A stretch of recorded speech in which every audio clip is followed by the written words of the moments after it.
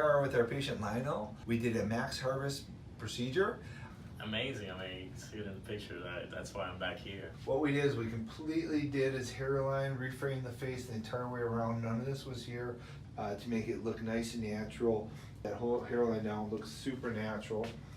In the back, he was really thin throughout this crown area. But some friends and family ended up coming. So they were pretty impressed. No detectability of any of the existing grafts. Got him some beautiful density. You're talking zero detectability with the little line. Well, congratulations. Thanks for doing the video for us, and we're going to do another great job for you. Thanks a lot.